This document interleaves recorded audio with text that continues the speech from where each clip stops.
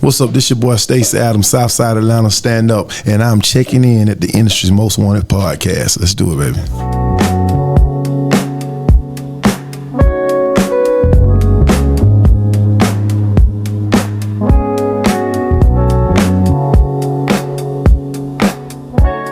What's going on? It is your girl TampaMystic, and we are back with another episode of Industry's Most Wanted. Y'all, look who I got with me today. I got the superstar himself, Stacii Adams. What is going on? How you doing today? Good morning. I can't complain. I'm blessed and highly favored. I'm just happy to be here at the Industry Most Wanted, you know? It's so good to see you. You look amazing. You look all authentic. I don't know what you're amazing too. You look awesome, man. I'm glad to see you. I'm sitting in front of an angel, so this should be great. Oh man, look, he even had a little wiggle. Yeah, I had to get the wiggle on, baby. Got to. You make a man move. Yeah. Y'all hear what he said? That's that grown man talk. You know what I'm saying? Grown got to do it. No shade, no shade. Most definitely.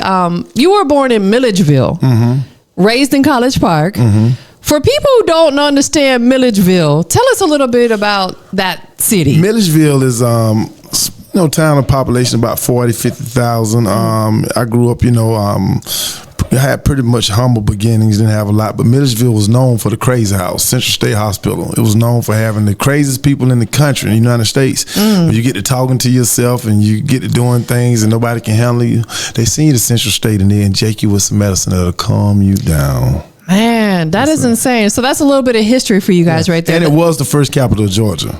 Really? No, I did know that. So that is definitely some history. Milledgeville was first capital of Georgia. How far is it outside of Atlanta? It's about maybe 90 miles. Okay, so not too far. Most definitely. All right, so let's talk about your upbringing just a little bit, because I feel like it's important people understand your journey. Your father was a professional singer, drummer, conga player for several blues and R&B bands in the 70s and 80s. And we were just talking about, I'm a 70s baby. I'm an OG, y'all. And I feel like 70s, 80s, 90s was such a beautiful era with music. So music is truly like in your DNA, it's safe to say. It's definitely my DNA. And like I said, even the album that I'm working on now, it caters that energy. That to me, I feel like that era was the best of music. You have so much versatility, from the rap on down to the singing. You could be yourself, So I think that was the best era of music between 85 and 2003. That is a fact. Absolutely. Is that where you draw most of your inspiration from? I draw most because I listen to music, but then a lot of times when I grew up, my father had me listen to Bob Marley, Luther Vandross, and just different artists. For me, he was a Temptation guy, so I heard a lot of soul. So a lot of times, when you start thinking about groups like Shy, groups like that affected us in the South, like Silk, also groups like H-Town, those were the records, that really touched. Even like Metron, shouts out to Metron out of Florida. So it's just certain songs and certain energies that you just can't forget. I agree, because I always like to tell this funny little story. So I got pregnant with my son in 94. Ironically, that's the same year that the record Knockin' Boots came out. Oh. So I was like, boy, I was sure was knocking some boots, because I got a 31-year-old son to prove it. You know what I'm saying? So I agree with you, man. What a beautiful time to be alive. What a beautiful era of music. Let's talk about the transition in R&B music. Do you feel like it's in a good place right now? I feel like R&B is in the best place it's ever been. You got Southern Soul doing this thing and starting to move up. But then when you start looking at what concerts are generating revenue, like I said, I've been on a tour recently working with Anthony Hamilton and Fantasia, and you go out with just two singers and Stacii Adams, and then you also have Will. Shouts out to Will. He's one of the acts that perform also out there. You see 9,000, 10,000, had 14,000 people over here at State Farm Arena. So that's two people. So it always come back to the type of music that affects the soul. And when you have a guy like Anthony Hamilton, I always like to emulate and be a part of greatness. And when I met Anthony a couple of years back, I met him through doing some bookings, because I call myself, put myself on by booking artists and getting the gate. Yeah. And at the end of the day, Anthony was one of the most humble people that I've dealt with, and he's a constantly professional. And you can hear his records, it affects the soul. People want to hear it, they want that feeling. You know, and I'm bringing that back. They want to be loved. They want to be made love to. People want to be, you know, there's nothing wrong with holding hands. There's nothing wrong with it. You know, we back to the making love era. Hip hop is at an all-time low right now. Yes. And, you know, the singing is back in, especially when it's coming for a guy like with a street edge such as myself. You know, you wouldn't expect me to be a singer at 6'7", 230. You wouldn't expect that. You know what I'm saying? No, absolutely. But I mean, I feel like that's the bonus part right there. Yeah. The ladies love it, don't it? Hey, listen, it's helping me out tremendously. I'm glad it's helping me. You know, it's funny because like that's a thing for a lot of women is a man's height. They don't want to date a man or a man that's shorter than them. You know what I'm saying? Shout out to the short kings. You know what I'm saying? But like, let's be honest, most women want a man that's like towering over them. And I'm sure most women you meet, you are. Yeah, you know what I'm saying? And you're a tall woman also. Yes. You what, about 5'11", 5'10"? I'm 5'9". 5'9". But with heels, I'm pushing 6 foot. Yeah, so you know, and that's the thing from doing the music and moving around like I've been moving around. I have a strong female following based off, I think, more of my music. But then, you know, you carry yourself in a way to where it's a respect. You know, and I think if you know, when you deal with women in a certain way, you know, a lot of time because we know it's a shortage. The problem what we having now, you know, definitely in the city, really worldwide, you got a shortage of men, and men and women. You know, we grow. You know, we kind of like the same thing. Men like a certain type of woman, a woman like a certain type of man. A woman like a man is gonna be able to provide. Basically, they can provide love, affection, and can help with them bills when it's time to help with them bills. That's just part of it. And you know, I always will say it takes a strong woman to help a man get. Most women, you guys help us go to where we got to get, and it's up to us to remember and respect that. A lot of times guys don't admit it, but I don't know no man has gotten to a place without a woman helping him. I don't know. I couldn't agree more. Again, that's that grown man talk right there, because some of these youngins, they just want to hit and quit. You know what I'm saying? That's what it is. But I feel like that just comes with maturity and growth. Hopefully once they get to a certain age, they'll come out of that situation. What is your love language? My love language is providing. Okay. When you love a person or you like a person, you should be willing to invest. And you know, when rap came out, it made a provider look like a simp. You know, a lot of time with the rap music, and I used to be a rapper and all that stuff, but at the same time, you can do certain things that can subliminally affect people to make you think, oh man, you open the door for that? No, you ain't hear no shit. Oh man, you gave us money, nigga, you a paymaster. So we have to understand that providing is where you have to be. That can protect you from getting cheated on, and sometimes you still get cheated on. That's life. But what you learn is that when you can provide, it puts you in a different level of respect. You know what I'm saying? Yeah. When you can provide, when a woman feel like she's protected, and that's the order, you know.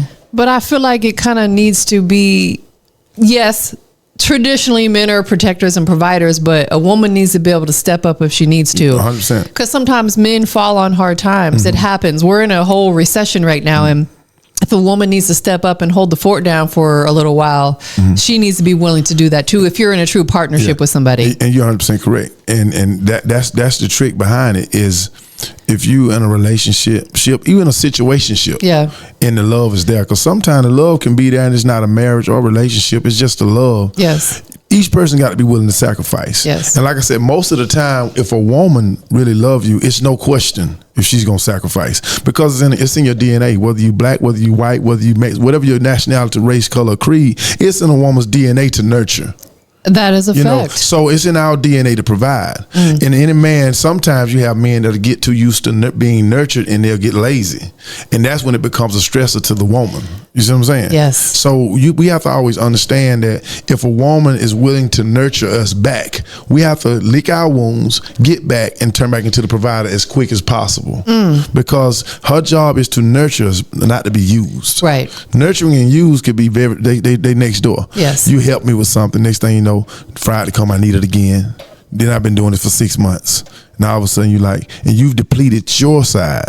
And now all of a sudden you got two people that's in the struggle, and now you open the door for a guy to come that can provide for her and can get her attention. Absolutely. And there's nothing wrong with that. And a woman's supposed to make the right decision mentally, spiritually, emotionally, and business-wise. If I'm a woman and a man is not providing for me, what I'm going to do is find another man to do so at a certain period of time, or let that man find me, and I'm going to let the man know that's not doing nothing, that you got to go. That's life. That's how it goes. No, you are absolutely right. And that even happens oftentimes just in friendships too. Because I had a friend of mine who fell on hard times, and I had an extra bedroom. So I was like, you can stay here temporarily. like 6 months later, they were still there. And I was just like, man, you got to go. Like, you're not making any effort to put, like, I was literally holding everything down. I was paying for the meals, zero. And I'm just like, now we don't even speak. And I hate that it happened that way. Like, we oftentimes get taken advantage of. How long were you guys friends? For prior to that, probably like a decade. And it's amazing, right? It's okay to use me, Tamp, but don't misuse me. Just don't misuse me. Listen, let's use each other. Yes. But let's not misuse each other. You know what I'm saying? There's no reason to do that. So, and when you do that, then they create a narrative. She or he did me this way. I can't believe we're supposed to be friends. And I had to learn how to, you know, I'm a spiritual person. Yeah. And sometimes you have to be careful with blessing blockers. A lot of times I roll solo because I want the God of my understanding to give me everything that's for me. Yes. You know, and in a relationship, you can be in a relationship with a woman or a man, and you can be sleeping with the enemy and not realize it, and your blessings are being blocked constantly. That is a fact. We have to be mindful of the company we keep, whether it's personal or just a friendship. And yeah, because God will not provide you with the blessings that you are deserving of if you got the wrong people, because he don't want them to receive your blessings. Now you're talking, Tam. That's what I'm talking about. And that's well, we taking them to church. Yeah. Church. How do you feel about a man being able to publicly show his emotions, if it makes sense? And what I mean is, like, a lot of men don't want to cry around other people. Listen, we're human beings. That human element kicks in. We all have emotions. How do you feel about that? I believe it depends on setting. Yeah. If we're in a place where I have to be strong, then I have to do everything in my power to hold it in, because people are depending on me to be the stabilizer. Now, if it's just me and my significant other, or the person I got the relationship with, the situation with, or the marriage with, I should be able to wail in front of them, because we understand it's time to do that. Yeah. It all depends on time and space and where you're located in order to cry. If you're in the middle of the jungle, it's not time to cry, because you're just letting the animals know to come eat you. Right? So you want to always be able to let your emotions go in the right setting. Because in some setting, that's why a lot of women get misused, because when they show a man that they care and start crying and breaking down, instead of the man saying, I'm sorry and meaning it, he uses it against them, and he keeps breaking them down more and more, because it's a point of power to see their feelings hurt, because he has shortcomings. See what I'm saying? So, listen, you know, he giving y'all all the game today. So crying just depends on time and spacing. I'm not going to cry in the middle of the jungle to let the enemy, the tigers, hear me cry and they come eat me. No, that is facts, because now you're, I would say, kind of showing a weakness. Showing a weakness. So what I have to do is I have to internalize that cry to make me stronger, think wiser, to get out of that situation. And once I get out of that situation, then I can cry knowing that God and my understanding and my knowledge help guide me through that situation. I love that. So it's absolutely yes to do so. It's just like you said, it's a time and a place. Yeah. Time and space. Depends on how, you know what I'm saying? Somebody got to be strong. That is a fact. You gotta think, I take care of my daddy. I bathe my daddy. I have to do everything for him. He had a stroke, and I take care of him at home and do everything I got to do. It gets very hard on me. But sometimes in life, you have to do what you're supposed to do. That is so a fact. me being that kind of kid, and my daddy was a good father to me, I have to make sure he don't see me break down. Like when he went in the hospital, he first had a stroke, I started almost welching up like I was going to cry, and he started doing the same. So I had to tighten up. Yeah. And I had to start saying, we're going to be all right. So that's time to start saying us. We going to make it through. Instead of saying you're going to be okay. Because when you say we, you letting that person know if something happened, if you don't fight, it affects both of us. Oh my gosh. That sounds like my dad and I talking, because every time, like, you know, my dad has had some health battles, you know, but he's doing well. But I always have said, we will get through this. He had open heart surgery back in 2021. And I was there with him every step of the way. And I was like, we will get through this. And it also kind of tears us down too, because I'm so used to seeing my dad being the strong man. He's a provider, and to see him at his weakest, it was difficult. You know what I'm saying? So it's like, we will get through this together. It always lets them know that if you fight, we fight, because of something happening to you, it affects me. 100%. So, well, let's talk about, you're called the Boss of Blues. The Boss of Blues. Okay, how did that title come about? Well, I jumped into the music. I was a sing rapper first, and then I jumped into the R&B Southern Soul thing. And I was doing blues. I was doing shows. Started doing shows in the Chitlin circuit, billing my name up. With artists like Calvin Richardson Tucker, Sir Charles Jones, and then But I wanted to make sure my music had a certain wealth to it. I didn't want to just sound localized or in a certain region. So the old white lady said, she saw my beard, and I never forget. She said, "Oh, I love your beard." And I didn't expect her to say that. She said, "You sing? You do something, don't you?" I said, "Yes, ma'am, I sing a little bit." She said, "You're a boss." She said, "You should, no lie." She said, "You should be the boss of blues." I was right at the Martyr station. So that's where it came from. I thought about it, the boss of blues. And when you say blues, you're saying R&B, rhythm and blues. And even with Southern Soul, even though Southern Soul up on the rise, and I do Southern Soul, R&B gonna always stand for a long time because it's not a regional sound. Yes. It's a international, national. When I went to London, and performed in Essex. You'll be surprised. You realize that R&B it ain't going nowhere. Ever. It ain't. So a lot of people get localized. I remember one while people saying R&B is dead. That's just because that's not their style. That's not their taste. Agreed. It's very much alive. It's very much alive. And Southern Soul's on the rise. It's making this moving. Like I said, shouts out to all my Southern Soul brothers and sisters.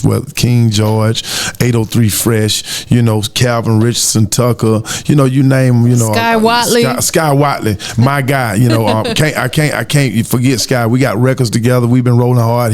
and Gip.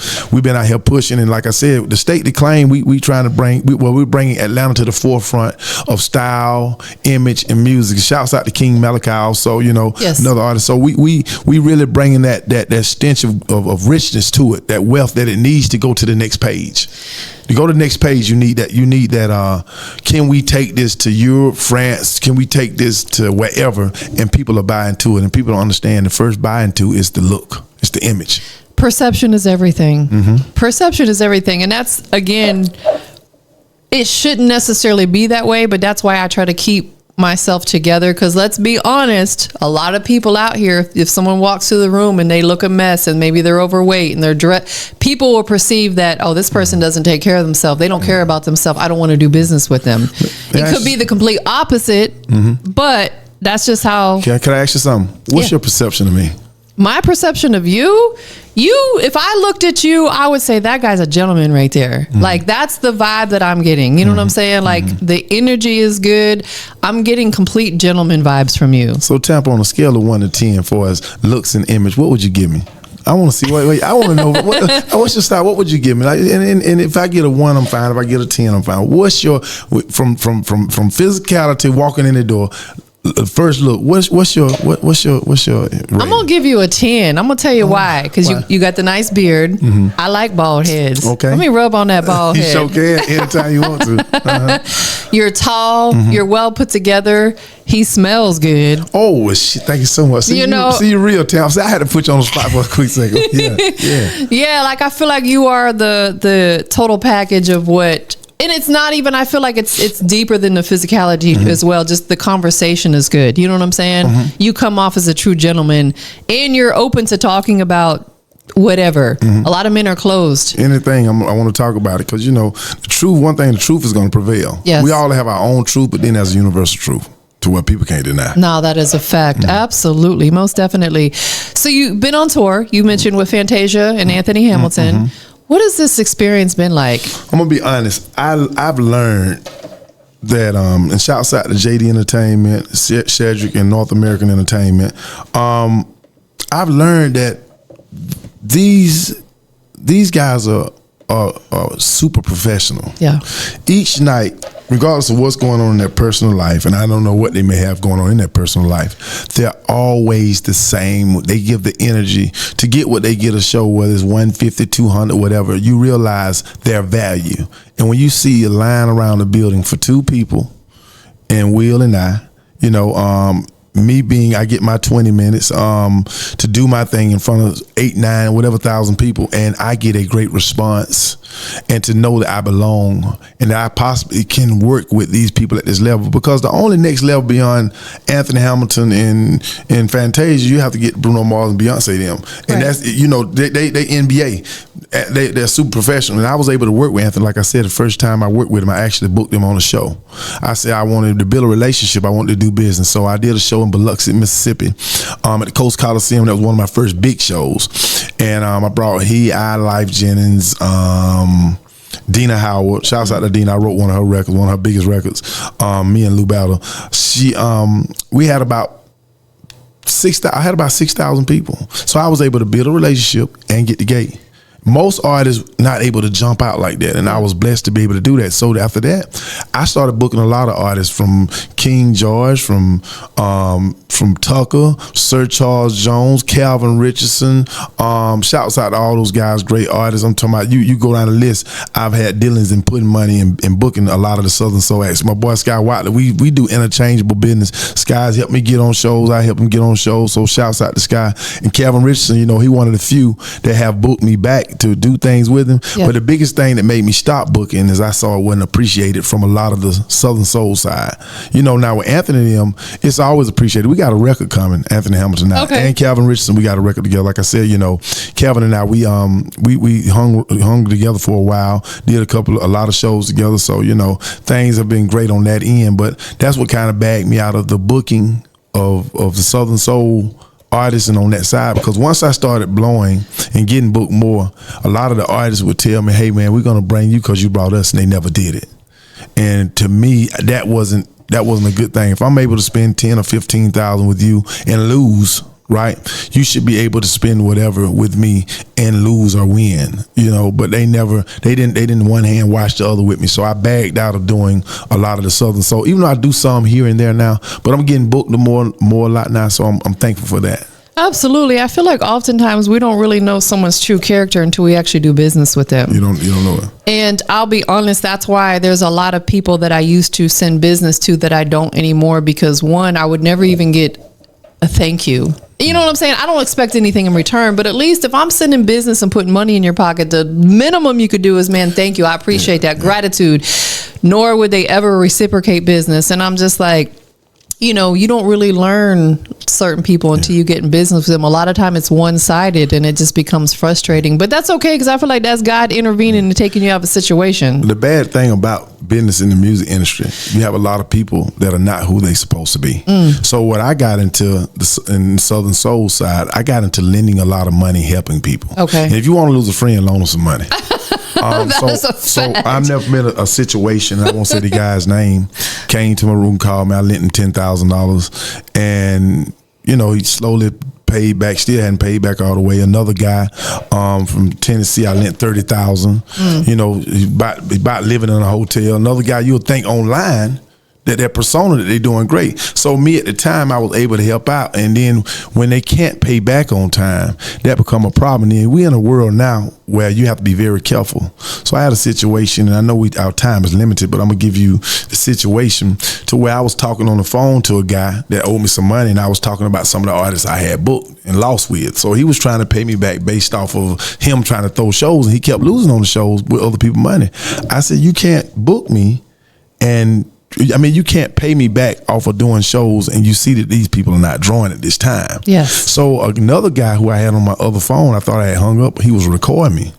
And so he sent it out to everybody, because I said something like, and this was fun, I said something like, I ain't booking no more of these side bill ass niggas. You know, and I just, you know, I'm just talking. Yeah. And not that I got no problem with anybody, because I already spent money with you. And a lot of them took that personal, but I stand on real business. Like I'm really that, like I'm really from that essence of fabric of the street. So I don't try to break principle, but it was a conversation that was recorded, that was unknowingly done. And a lot of times now with social media and with AI and all this stuff, people do a lot of that now to try to put you in a position of to make you look weaker. So, but what I will do is, I always say this whenever I'm on a public platform, I never intended to hurt any of these guys' feelings because I didn't really say nothing that bad, but I just told the truth. So I got the lending money game, and a lot of the people I tell, they come now and let them know I don't do any loans. So if you come around and you need some help, you're in the wrong place. Let's just do business. That's the best way. Absolutely, because that's how so many friendships and business partnerships fall out. Is because I definitely have had situations where I've lent people money, not $30,000, but it might be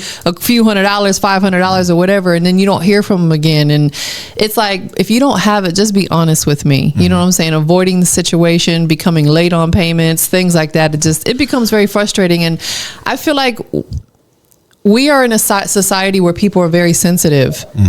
People get really offended by us speaking our truth. And I feel like if it's not derogatory and we're not demeaning your character, stop getting so offended. But this is the problem. If you see somebody that you think online doing good, but when you get around them, they staying almost in a hotel. Yeah. They don't have nowhere to stay. They got grandkids and they struggling bad. They coming to you, could you please help me? And if you live by I'm my brother's keeper, you might take a chance to help them. So when you reach out and help them, at that point they should do anything within their power to pay you back. Yes. Right? And they don't understand that sometimes they could be putting themselves in harm's way. But at the same time, you have to try to do things that's on the right side of the law, because when you're lending out that kind of money, you have to be able to afford to lose it, because anything can happen to them. And then you got to understand that you made the loan, so you can't get upset. You got to just live with it, or whatever the case may be, and hope they do the right thing for the grace of both parties, for the hopes of both parties. But I've learned just to do God's will and not his job. That is a fact. That's it. I agree. Break down, for people who may not know, the difference between R&B music and Southern soul music. There's no difference. The only difference is, how can I say this without getting, I was a sing rapper. Okay. And I'm going to use me as an example. I jumped into Southern soul because I made it. I made money. I got up to $20,000 a show with a record called Work That Pole as a sing rapper. But what happens is, as an artist, we especially in African American music, we tend to take the easier route. Right? When rap hit, everybody was jumping on the rap, because you can go record an album in 10 minutes. An hour, you got 8 songs done. So the industry, the label started saying, oh, get the rappers. So what started happening, it created a culture of anger. It created a culture of murder. It created a culture of ignorance too. It's a give and take. It made a lot of money, but then now on the flip side, you got a lot of people living a thuggish lifestyle. Yeah. They live in a lifestyle basing off no principle, because they listen to a bunch of rap talking about what the song Ply had, the plug. I just ran off on the plug. So now twice. Twice. So when that song dropped, let me show what I mean. The amount of people started running off on the plug, getting themselves killed. Getting in all kind of stuff, because they was taking that song literally. I'm finna run off on. I'm finna juice it. I'm finna jugging. No, that's not principle. You ain't gonna go so far with jugging like that. Why would you want to run off on the plug twice? Think about it. But it sounds good, and you bobbing your head, but you really think that's business. Now the plug is somebody that either confronted you or did something to help you get on your feet, and you ain't gonna pay him his money. That's how people lose their life. So that's why I said, so when rap started taking a turn, a lot of people jumped into Southern soul because they feel like, hey, I can do this easy. I can just do that. I only got to get my music master. But then they don't understand the other side of it. Still trying to monetize. Yes. How can you get the top tier money and get where you got to go? Quality never loses. So I think Southern soul and R&B are the same. Only difference is one is regional, one is national. Okay. And international. You know what I'm saying? Southern soul is more of it's growing, but it's more of a regional Southeast based sound. But when you start talking about R&B, you can't name one Southern soul artist that'll draw more than Keith Sweat, that'll draw more than Anthony Hamilton, that'll draw more. And that's no knock to any of us, because I'm Southern soul and R&B. Yeah. But I just be factual to know we got some ground to cover, and hopefully guys like me, Sky Whiteley, King George and 803 Fresh, Mike Clark Jr. and West Love, and a lot of the artists that's out here pushing, Rob Black, a lot of the artists that's out here pushing can help spread it, and whether people can see it in a way to where you can hit a market radio. Because I don't care what people think. The internet is great, but radio still is king. In the streets, I still give away CDs, Tamp. People say, you crazy. I said, no, because from research, I know the average person got a 2012 car. a lot of people still have CD players in their car. I even get artists who send me some vinyls, and I love it. I'm like, even though I don't have anything to play it on, which I could buy one, for me, it's just, it's nostalgic. It's a put it on the wall, whatever. And then but when you go cross seas, when you sending stuff out, like when I send a package off to Europe and places like that, the vinyl's coming back. So I tell people, guys, said, man, he gonna give an old lady, 67 years old, a card talking about scan it for my single. She's not gonna know what to do with it. I'm gonna show you what my uncle, 73 years old. When he went and bought a brand new car, he told him, only way I'm gonna buy this car is get a CD player in it. What you think they did? Put a CD player in that joint? Because that's what he used to. He don't want to be riding around messing with his phone. He don't want to be trying to put no thumb drive in. So the consumer control the market. So when I tell people this, they be like, man, you got all them CD. Okay, people leave out the parking lot to hear my music going. And now people going to watch this, and hopefully y'all learn from it and understand it. The average person got a car between 2012 to 2014. Everybody got a 2025. But, you know, even some of the newer ones, because I always lease my vehicles for business purposes because it's a write-off. Y'all clock that. My 2020 before this one, it was a 2020 Lexus and it had a CD player in it. You know what I'm saying? It had Bluetooth and everything, but it still had this one I don't think does, because this one's a little newer, but they were still up until 2020-ish still have CD players in them. And a lot of artists want to get back to selling their music. You have to go back to, that's why my album Love You Like the 90s. That's why I'm pushing everything. I do everything like it's the 90s. I do posters and all kind of stuff. You know, even with the new videos that I've shot that's going to be released, That Girl video, shouts out to Tay Cheesy, shouts out to Janelle Sindel, Raheem the Dream, to redo that record. You know, it's a lot of people involved now in me moving forward. You know, on the internet, you need it, you love it, but I tell people there's no value in free. You hit like for free, you hit share for free. It's not training you to have a value and a respect. You know, I came up in an era to where people will go be standing around the business, spend $17 and $15 to buy a CD. So if there's no value, there's no value.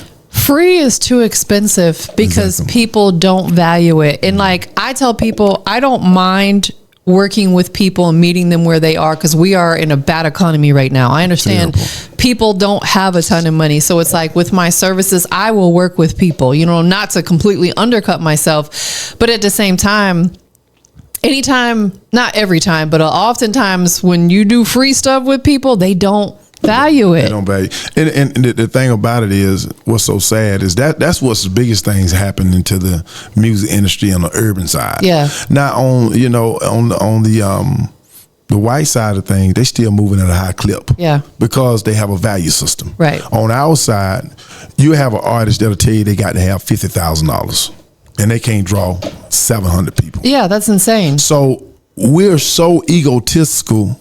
And egos are so flat up till we don't understand how to deal with a promoter the correct way and what's our true value.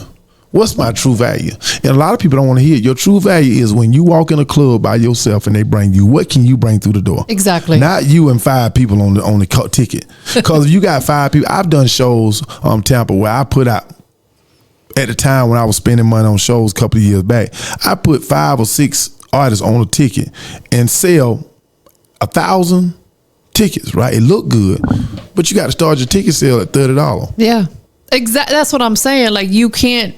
And now you turn around and everybody drinking and they ride a field up. They eating potatoes and steak. They ask for more Grey Poupon, all kind of shit. And you realize you losing, and they started getting their back in. But you say, hey, if I got 1,000 people there and I got 5 A-listers on the ticket, and I done paid 10 grand and up for each one of them. So and I did the venue, the promotion, I'm in $85,000, right, on the whole show. Yep. And you turn around and you have 1,000 people come at $30. How much you lost? You lost $5,500. But how good it look on the internet when they edit it? Listen, and that's the thing too is, again, it goes back to perception. People try to make everything look like rainbows and sunshine when they online. When offline, it's not even nowhere near that. It's called fake mental motion and real motion. No, that is facts. So it's like I try to work on, even though I don't care how bossed out I may look or what I may have going on, when I talk to a promoter, I try to come up with something that's sensible enough to give them the opportunity to win. 100%, because everybody has to eat. Let's be honest. You know what I'm saying? Nobody's in business to lose money, or why would they be in business? You know what I'm saying? And of course, we are going to take some L's along the way, but that's not what we're in business for. You're right. Everybody's got to come together. So your remake of Raheem Madream's Beautiful, now titled That Girl, it's getting a lot of buzz. Let's talk about it a little bit. What inspired you to revisit that record? Well, honestly, I'm going to tell you the truth what happened. Sky Watley called me one day. And he called me on the phone. He said, man, you doing that Love You Like the 90s record. Sky said, man, I think the Beautiful, man, will be perfect for you, man. And he knew Raheem as well as I knew him. He didn't know I knew him already that well, but Sky put it together, and I met with Raheem, and we talked about it. And Raheem said, look, man, I've never let nobody redid the record. Yeah. Let me see what you got, and I'll let you know if we can redo it. So we went in and redid the record. And for doing the record, for Sky hooking me with the record, I said, well, Sky, shoot, I'm going to make sure I put you on the record. That's what you call principle. You know, so me and Scott, put him on the record. And so after that, I said, well, what can help make this record pop? So recently, I teamed up with I4 Entertainment. And people don't understand, I4 Entertainment came in and they made a sponsorship. Guys, shouts out to Pope and the whole team, and shouts out, the Ghost Rider. He actually said, look, man, we like what you're doing. We want to actually come in and put something on the video. And I finished it off and put the rest with it, did everything I wanted to do to shoot it. And when I say Farabelle Couture came out, one of the biggest designers in the country right now, shouts out to him. He provided 11 models. He also created me an outfit, a look that was amazing for the model scene. So Janelle Sindab, who's an internet sensation, she came down, did her thing. Shouts out to DJ Jelly, got some cameos. Everybody, man, it's been so beautiful. Look, Big Gip, a part of it, coming out, being a part of the whole movement. I can't say everybody's name, but it's just everybody, man. It's been amazing. And we're editing the video now. Shouts out to Paul. We're in editing now. And it's amazing. Tay Cheesy, she's an internet sensation. Yeah. She's an awesome dancer. She got a great following. And I've been able to team up with those that really got motion.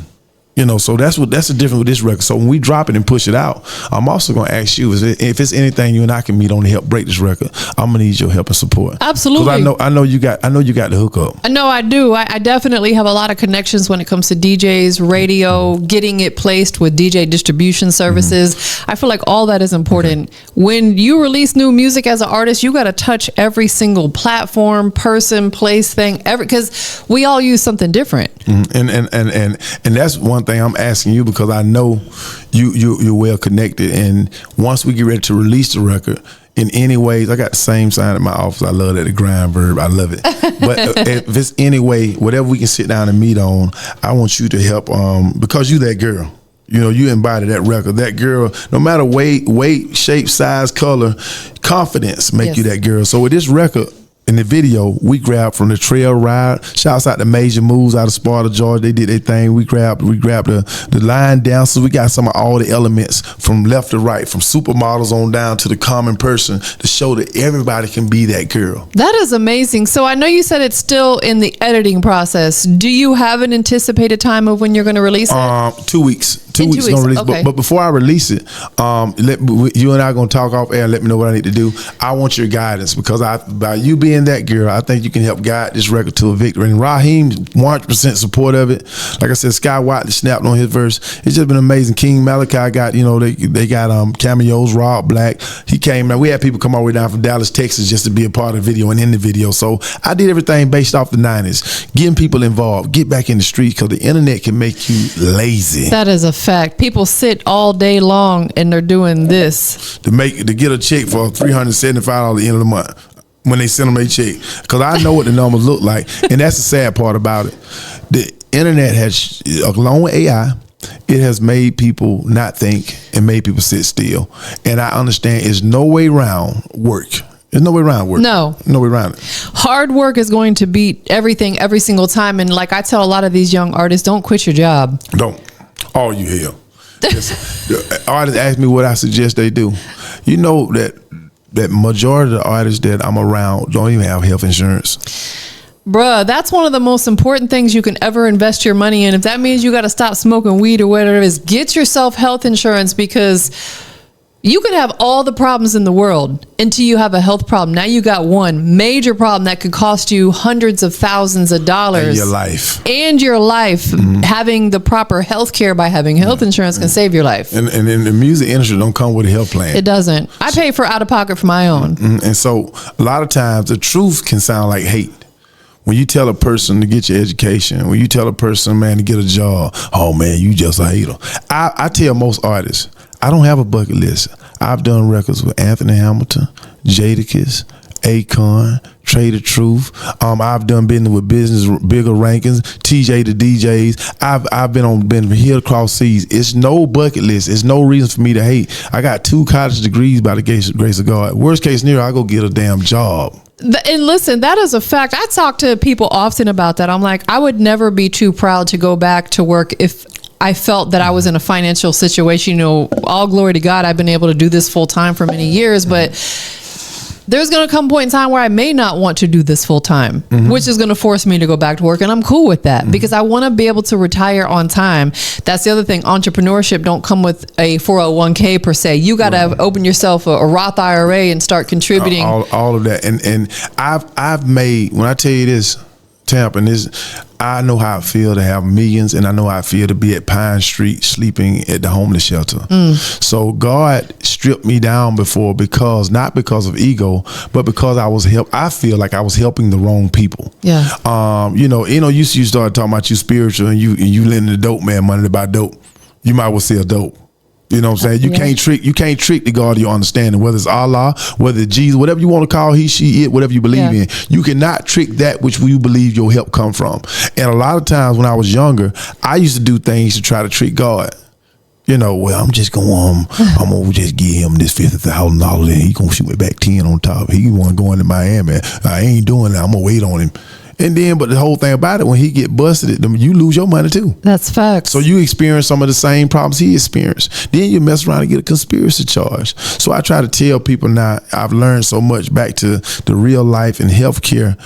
A lot of artists, when I talk to them and give them this real talk, a lot of managers don't even like their artists around me because people like signing artists that are mentally ill, young, don't know what's going on because the user is at an all-time high. So when I tell an artist you need to do this and that, the manager bump me. Man, goddamn, don't tell him that hell. Shit, don't tell him to stop smoking reefer. That shit, but he can't handle it though, man. You see how he going on, man. Shit, man, that man just, man, we give him 10% of his show. He don't know we give him 1,000. We keep 7. So a lot of people don't like for you to have education. That's why for a long time they didn't allow women to read. Exactly. You see, because control comes with ignorance. Yes. And you try to control a person by keeping them ignorant. Yep. So women went through, whether it was white, because I tell people a lot of times a white woman was equivalent to a slave. She couldn't learn how to read neither. Black women was considered you're a double minority and a double slave. A black man, you working. So we have to understand that what we've been through and how do we get out of what we've been through? How do we change? How do we get back to a better place? Don't keep a person ignorant, but they know if you give a person knowledge, a person gonna have better sense to negotiate. Yes, because knowledge is power. And so with me, I've been knowledgeable in the business to where music is not my only thing. So I can be honest with artists, and I don't believe in a black ball when you're the pool table. I don't believe in being 8 ball and black ball. You just got to be the pool table.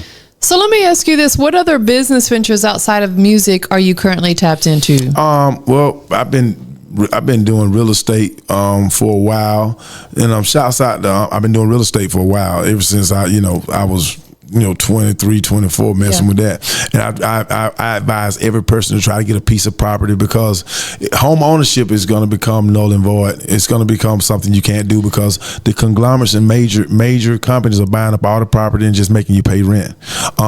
So a lot of people don't understand. And once again, I hope you artists that are watching and listening to this on the Industry Most Wanted podcast, get you some type of land, some type of property, because you don't have anything. You need an asset in your life.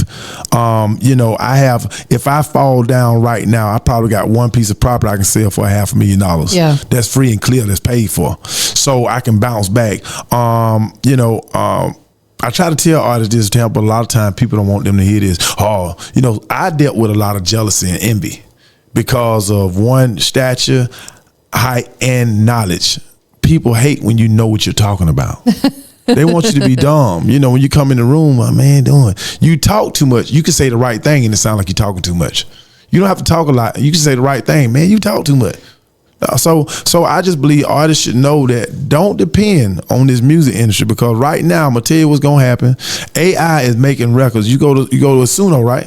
You go to Suno right now, you get a whole song. So eventually they're gonna start signing artists just for their likeness, just for their image. And there was already an AI artist that recently signed, got like a $3 million deal.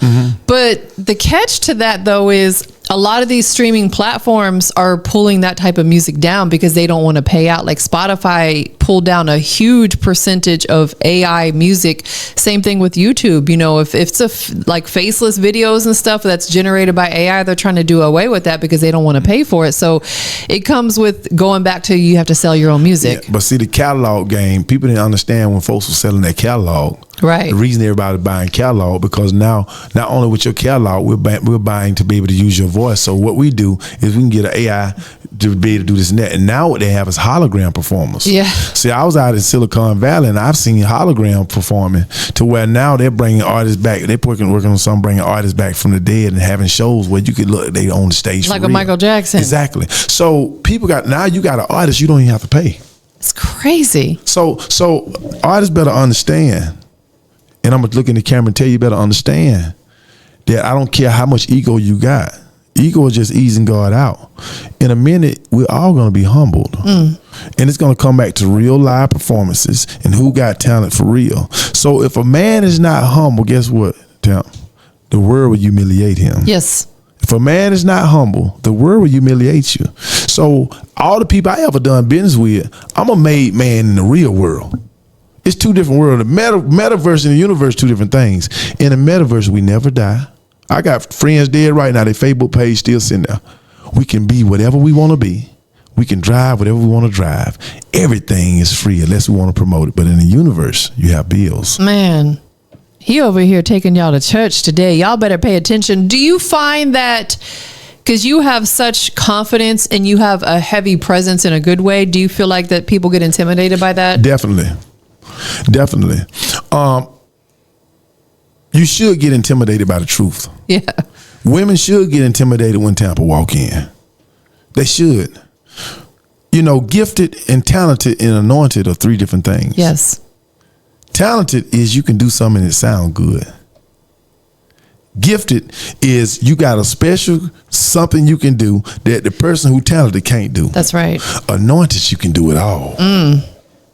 It's a difference. And you anointed. So when you anointed, whether you're anointed with beauty, whether you're anointed with being handsome, or whether you're anointed with conversation, whatever your anointing may be, you got the ability to walk into a room and take a room through by image and spirit. That's what made everybody in the Bible and all the graces have come, because people understand whenever you're a leader, you have to be willing to die for what you believe in. Yes. Martin Luther King will tell you. Mahatma Gandhi will tell you. Malcolm X will tell you. Yes. You know, people die trying to fight.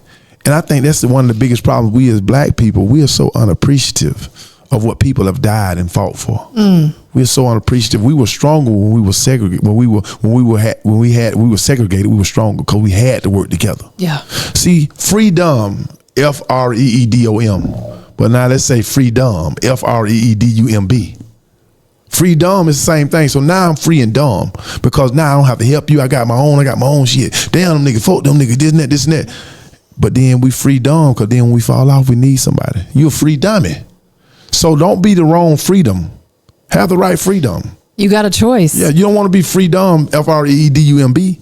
You don't want to be that. You want to be freedom, Freedom, what it was meant to be.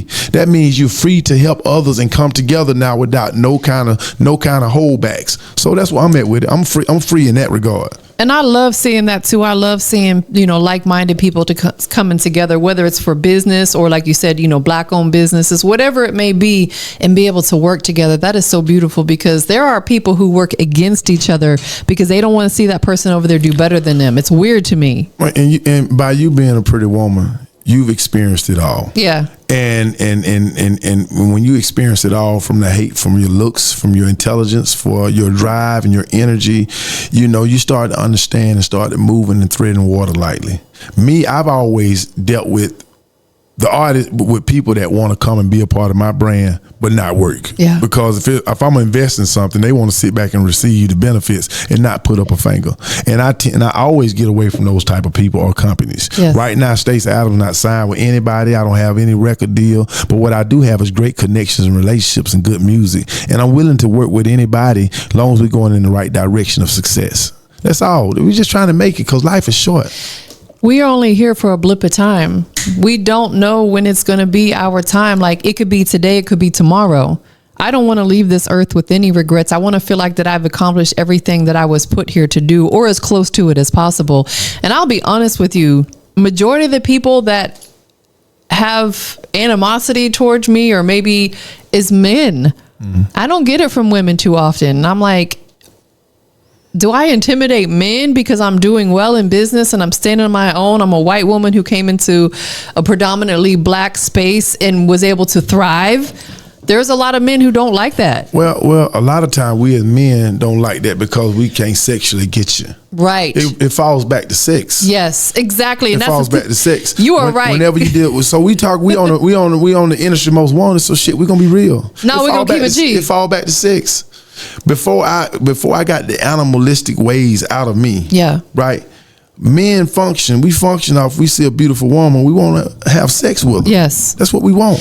And if we see there's some pullback to that, we try to hold a carrot against her. And that end up, we see, then when she come back with her own carrots, we like, shit, nah, man, I don't fuck with you, think she all that. It's sexual overtone. Same thing with men, though. Men go through the same thing. No, of course. I'm sure. You know, like you got the situation and this, and hopefully I don't get counseled for this, but you have a situation with Diddy and Cassie. Yeah. You got two people that was intertwined, that was in love with each other, and Diddy did some things that were totally wrong. Yeah. But then you got guys walking around that were dealing with Cassie that went through things and that she was using her finance and her strength on them. So it's like we all as a people got to learn how to not use air against a person that don't have air. That's right. Because one thing about sex, if you do the right thing, if a woman or a man want to be with you, they're going to make that decision and they're going to do that. You don't have to do nothing and say, well, I'm going to hold this. I need a ride at work. Can you give me a ride at work? Well, you know, last week I gave you a ride at work. I can come get you, but now come on now. Shit, I'll give you a ride, but shit. You know, I'm from a place where you had people getting on sex for rides to work. Because a lot of people offer stuff and it comes with conditions. Mm-hmm. You know, you're right. And I feel like that's because, I'll be honest, I've been abstinent for a couple years now. Mm-hmm. And it's probably the most clarity I've had in my life in a long time. Not to say I won't bring that back into my life when I get the right partner, but it's probably the most clarity I've had in my life in a long time, because it's something that it's not on my mind right now. I'm focusing on business. I'm focusing on my health. I'm focusing on me. That's not on my plate right now. Well, it's the real soul tie. When you get to having sex, right, with anybody, especially unprotected sex, it's a different soul tie with and without a condom. Yeah. With a condom, the soul tie is there, but it's not the same. But when a man and a woman intertwine and he emits in her and they intertwine, they become connected in a certain way. And if you're doing that, it starts to cloud your mind, because when they down, you down. When they mad, you mad. So people got to understand that sex is serious. It's a connection. You go put you go put a plug. Sex is like this. We plug that light plugged up in the wall. That's straight in the wall. The outlet is the female and the plug is the male. But look at it. Yep, it illuminates. So guess what they tell you about a man and a woman? They were, like you said, that's that soul ties. One needs the other. But what it tell you also is who got the power. Right, absolutely. The woman. Exactly.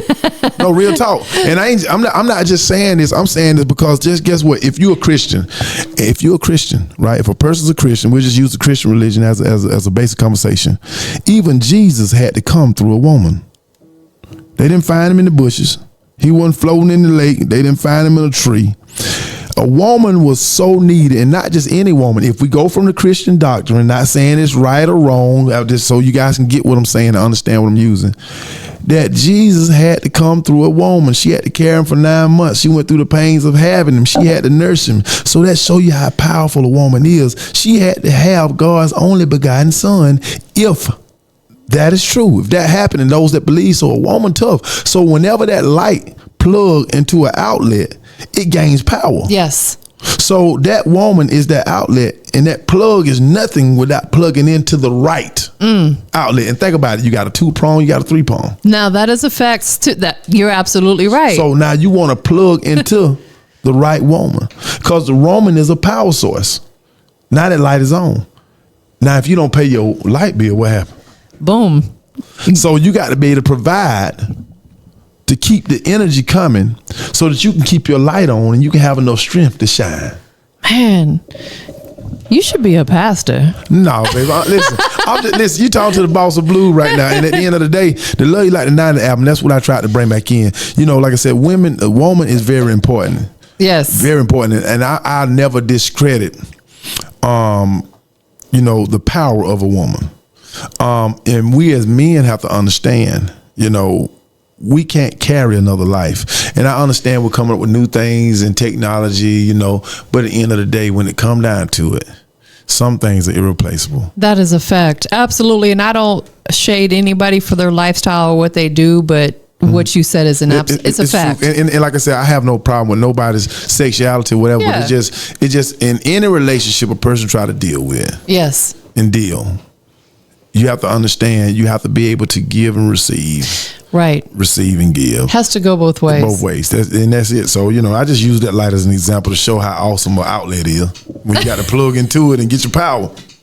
But if you plug into the wrong outlet, the house may burn down. It's going to be a shocking experience. Exactly. Yeah.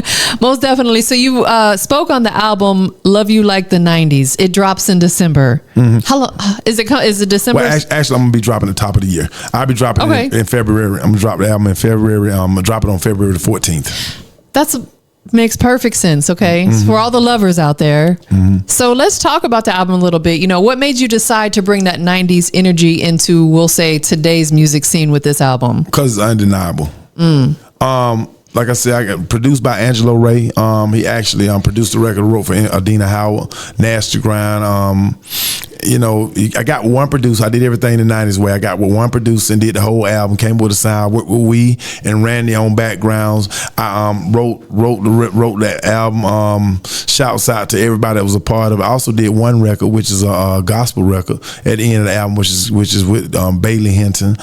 So my whole goal was to do this album just like they would do it in the 90s. So it took a lot, and I might have put in a little too much according to what people do now, because they'll go in and record in the closet and say it's done. But I really wanted to make sure I got the essence of what I wanted. Yes. I'm completely happy with this project. I got records, like I said, with Tonio Armani, Anthony Hamilton, Sky Whiteley, Calvin Richardson. So at the end of the day, I got the features that I wanted to get, that embodies the love. And hopefully, when the album drop, I can get the support I need. But I know, ladies, it's going to be something to hear. I got up-tempos. Shouts out to Raheem the Dream, records like That Girl. I got records, up-tempos that go, the booty shake style. So I took a whole ride through the 90s feel. And it's nothing like that 90s love. There is nothing like it. Like, I'll be honest, I feel like if I could take the knowledge I have now, but go back and live in the 90s, man, it was such a beautiful era. I used to come to Atlanta for Freaknik in the 90s. Mm-hmm. Yeah, that was the time. That was a time to be alive. Yeah, so my whole thing, so this album, I'm happy with the product, happy with the productions, and shouts out to the Utigo, he helped set this up, whatever. So shouts out Big U. So the main thing is now is just giving good product. Yes. I tell every artist, make sure you have a job or something going on so you can do what you want to do with the music, not what you have to do. The worst thing to be is the artist that got a hit they don't like. I know artists with hit records that they hate performing the song. You got to think about yes. it. You got to think about it. And he probably still do, but Luke Skywalker was about 65 years old, right? Do you think actually he want to go somewhere? How many people you bring Luke and say he finna come saying, hey, we want some pussy?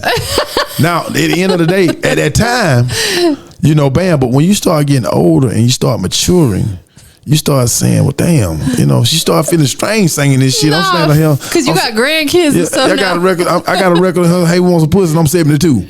They know damn well I ain't getting harder than a drugstore, soft as drugstore cotton.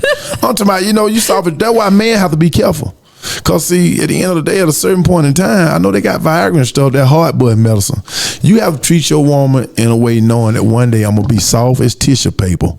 and I want her to still respect me the same. You know what? That is a fact, and I'll be honest with you. That's a part of why I've gone through this period of abstinence, because I want to know that I can do that. I'm strong enough to do that, because some people aren't strong enough to go for long periods of time.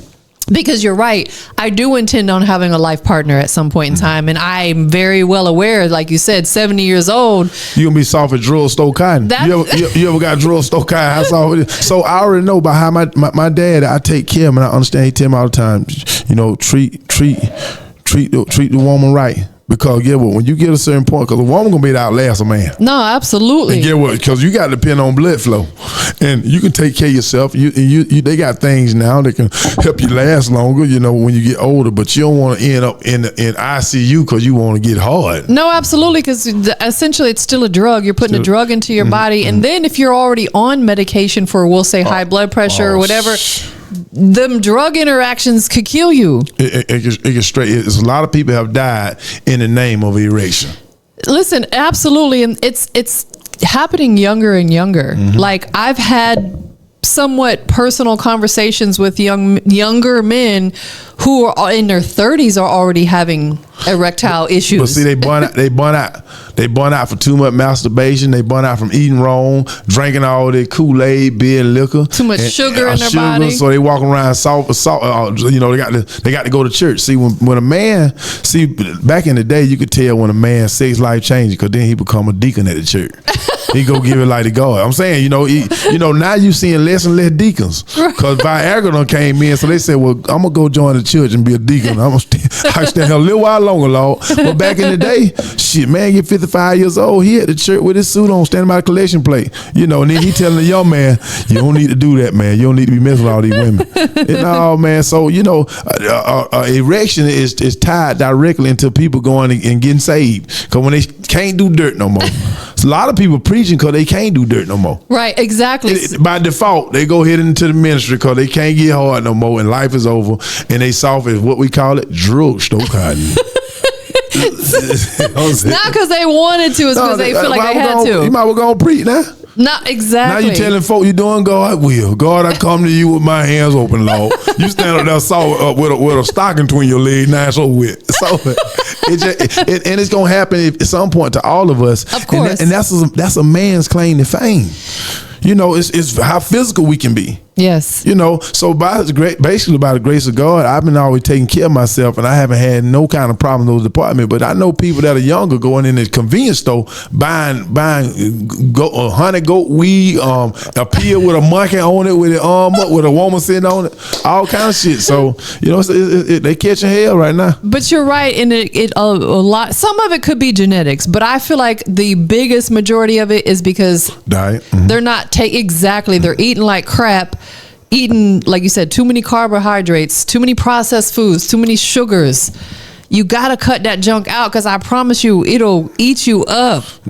Prostate will look like a bad rock. It look like a broke up brick. Yeah. You can't. People don't understand when you masturbate and you having sex, because when you're young, people will give you bad advice. Like, man, you want to last long, jack off once you get there, and then hit them. And you think, okay. You're doing stuff like that, when at the end of the day, you want to save up much as you can and use it for as long as you can, because you get to that point where now because most men start beating their women, a lot of them, not most, but a lot of them, because they sexually frustrated. Yeah. Where you going? He's sitting in that south now.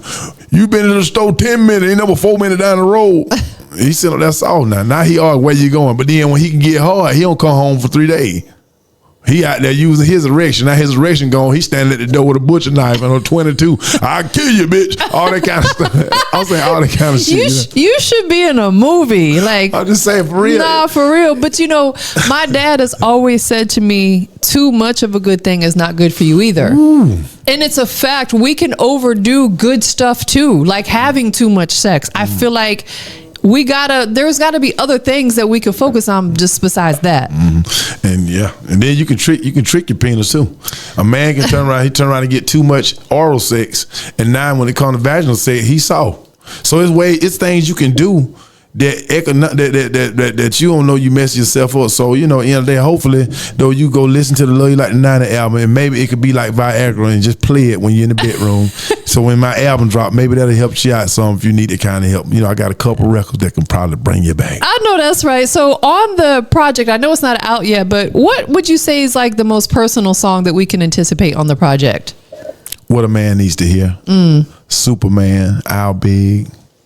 Just records like Happy Days with Anthony Hamilton. Yeah. Let's Make a Baby with Calvin Richardson. I got a record for everything. The one me and Kevin got is sure enough. I want to shoot the video with him, but the price they gave me, I'm gonna be honest with you, I can't pay that. So I would love shot the video, but I thought we were gonna just shoot it, but that ain't really, you know, the price that I got quoted for to shoot the video. But hopefully, you know what I'm saying, me and Kevin can meet up and come up with something. But you know, me, I push my stuff too hard, and I'm a lawyer. I'm a lawyer friend. Yeah. So I ain't certain things I just don't even entertain. You know what I'm saying? When it comes to certain fees for certain things, because me, if we rock, we rock. So hopefully Kevin and I can get that video done. But like I said, you know, the price I was quoted, you know, wasn't direct from Kevin. It was from his team. He might not even know how much they told me, you know. So, but with that price, it's gonna be tough on me to shoot that because I'm not in the business of throwing away money. I want to invest money, and I would rather invest money in putting the song out. And I give a shout out to Kevin. Like I said, he didn't charge me a dime to do the record. You know what I'm saying? But at the same time, I want to make sure we can work the record. You want to work the record. 100%. I don't want to be caught up with any artist giving up too much money just for being your likes, and that ain't. Cause I look good too. I feel like my image worth $50 million. I feel like I should get paid if it comes to just want to look good. Yeah. But when you working together, and if it's a problem, and you say, well, this is why I don't want to do that, whatever. But like I said, that's coming from his team with the price I was quoted. And me personally, I ain't. You know, I'm doing business. You know, I'm not doing ignorance. Every move you make has to make sense. Got to. Especially when it comes to finances, because I would rather put, like you said, money into the marketing and stuff like that, because people will go out and spend $5,000 on a video, $10,000 on a feature, but then they have no money left to actually push and market it. You know who one of the most humble cats in the game is right now, from what I see? Big Gip. Shout out to Big Gip. Big Gip, get out here.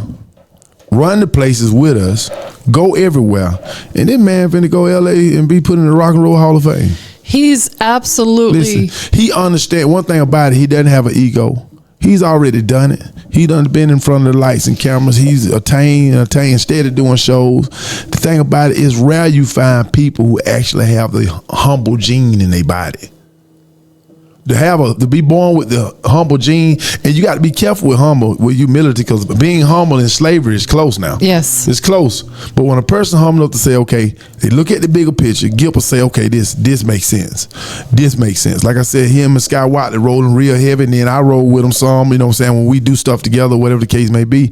But I'm gonna give a shout out to Big Gip, and I'm gonna give a shout out to Raheem the Dream. Same kind of guy, humble guy like Raheem the Dream. Raheem the Dream is the most underappreciated artist in Atlanta history.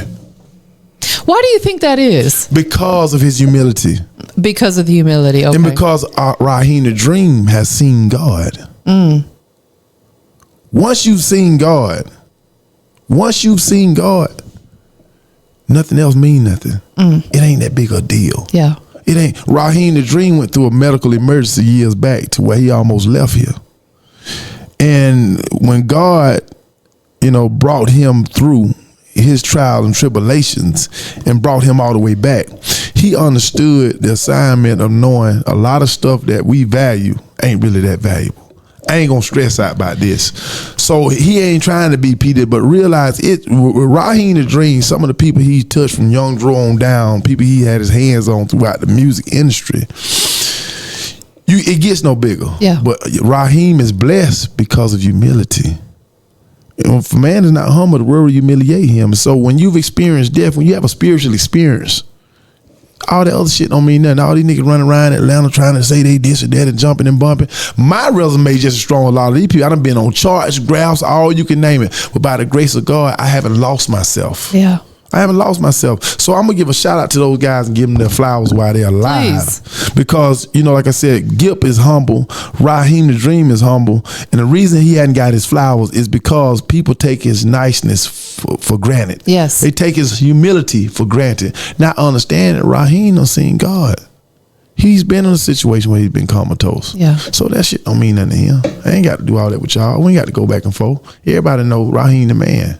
Raheem the dream the man.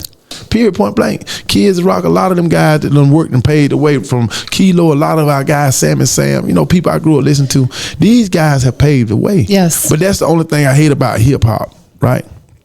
It doesn't have nothing this ain't for these guys. This is for anybody else. I know people, artists that are struggling bad, that have given themselves enough to where they should be able to go tap into something to get a few dollars. They should be able to go tap in. Okay, the game. They should have a some kind of bank for music to say, okay, this is the bank for the ones that have put in the struggle in time and made mistake, either they got sick or whatever. You could at least come tap into this. Right. We talking about $1 billion industry. Yes. So what would be so hard about having $200 million to well, say for instance, and not saying, just using for instance, if a guy like Big Daddy Kane go through a health situation, right, God forbid, and he need to tap into something and don't have it, he should have to get on the phone and say, hey, 50 Cent, man, you think you can, hey, this and that Run DMC, you think you can, he should be able to go write a letter, send his paperwork to the whatever label he was signed with or whatever publishing company or whatever out there, and they say, okay, well, we can give you access to $150,000 right, that you don't have to pay back. This is because you dedicated yourself to the game. Yes. The game got to be able to give you something. 100%, because we go into the workforce, we get pensions. I don't know if they still do that anymore, but I know that pensions, of course, Social Security, a lot of companies will match your 401k contribution. So I feel like in the music industry, it should be the same. Should be the same thing. And that's the problem. A lot of our grinders and pioneers, right? Even if you have a group, like you can take a group. You have a group, like say for instance, you might have a group like Silk. Yeah. Most people know Lil G and John John. Yeah. We know the other guys that's in the group. I fuck with all of them. Yeah. But when you have a group sometimes, if 2 people lead a group, that'll lead the other 3 guys out the way. Because sometimes you got ego. You might have a man in a group that they say you the guy and you take off. And now the group member can't really eat like they need to because you were the juice. We're a group and a team, but you were the heart of the team. There's nothing wrong with me saying, okay, you the heart of the team. Right. Right? How can we get everybody to eating? This guy over here, he's starving, man. You know, so whenever you have a group, that's why a lot of time with groups, you'll see one doing better than the other because the lead singer say, hey, man, I'm taking all the lead. I need to get paid this. You know, and then you turn your group, your friends into background singers. Right. The industry created a monster. It's done created a lot of wealthy people, but I think all these artists need to be able to tap into something, no matter what. There's no way a guy like, what's his name? For instance, a guy like D'Angelo. Now, he may have been rich. I don't know. He may have been wealthy. Yes. There's no way a guy like D'Angelo in his final days shouldn't be able to tap into some of his kids, be able to say, well, okay, D'Angelo created this label. He made us $420 million. Okay, and we know things was going on, but we at least got $1 million for you guys. Yeah. This is just courtesy out of respect to your father. Yes. But now then the label, the investor and the artist never see eye to eye. It'll never see eye to eye. And I understand why, because you got it's way more artists they done lost with than they done made money with. The industry is based off you got 1% of artists that may be successful. Everybody else, the industry, and then they have to try to make all their money back off their one man. Then you got to be careful on how you do your brand. That's one of the reasons Michael Jackson died. Michael Jackson died the way he did. His image was dance, jump around, move, shake, split, moonwalk. But then you turn 56 years old, 55, 56 years old. How old was Mike when he died? What, 50 what? He was in his 50s. So now you getting older. They got to give you a pain pill. Mike, they want to see you, Mike. You got to do this, Mike. Yep. He trying to moonwalk with that. Damn, man, he was doing this at 20. My feet hurt. 23, 24. Yeah. The man got gout. Damn, he wanted to moonwalk on 2 bad ankles. So you got to be very careful with your brand. Because your brand can put you in a prison. You know, your brand can blow up. You're about like a man become a porn star. When the last time you seen a 73-year-old porn star? Never. So now, if your claim to fame is based off fucking, what happened when you start getting out of fuck age? Now you can't make no money. Now we don't need you no more. Well, shit, man, sit back here. You're a legend. You're a fucking legend. Yeah, so, literally. So now you have to put stuff when people start building their brand based off dancing, jumping around. Older artists, the crooners live forever. Right. You got Lionel Richie sit down on your ass and sing all day long. This my brand. I'm cool. Yes. White guy, he got a good guitar, strumming and singing. But you got a black guy, Michael Jackson, king of pop, he got to try to go out every night and still be 25. Right. And it eventually took his life. No, you are absolutely right. It'll catch up to him. Pain pills. The doctor got to show up and shoot him up with all kind of shit to get ready for a show. Man. Now all of a sudden he get on a tour. People don't understand some of Michael Jackson's date with canceled. Yeah. Because of what his production cost and what he was trying to make. And then he trying to be the king of pop. He keeping his nose contoured. He got all kind of medicine, all kind of shit going on. Instead of pushing him to the stage. Yes. So your brand can kill you. That's why when I jumped into this side, I wanted to rebrand myself with a brand I could live with. Man, you are giving some gems and some game today, because I feel like people, when they're in their 20s, they don't think about how our bodies feel when we're in our 50s. Because I'll tell you, at 51, I sure don't have the resilience that I had when I was 21. That's why I quit drinking in 2017, because my body just couldn't recoup from it anymore. Going to the gym, I'm mindful of what I do in the gym now. Before, I thought I could go in there and do anything.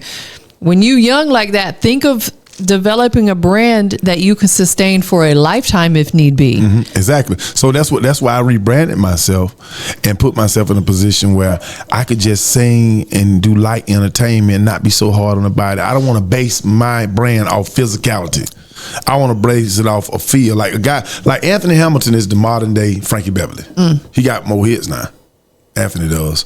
But he's gonna last forever. Yes. And Anthony can dance, but dancing wasn't his foundation. Right. His foundation was when I first heard Anthony Hamilton. Shouts out to Fish Scales, a friend of mine, and played ball with him. You know what I'm saying? I was in the 9th grade. He was in the 12th. Fish Scales, right?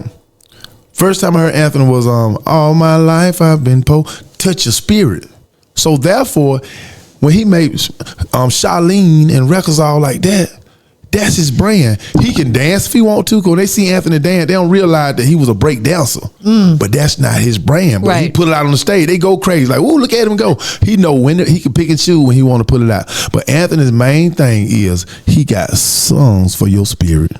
He take you a place that you can hear, so he can sit in a wheelchair and sing. It doesn't matter. So whenever you creating your brand, make sure you create it based off something you can sustain. Athletes will tell you, they get through playing football and basketball, you walk around, nobody ain't saying, lay you in the club free no more, shit, you run out of money. Then you ain't dunking no more, you ain't windmilling. Now the league got to give you a job. Right. Let's make him a commentator. Hey, man, come over here and goddamn talk.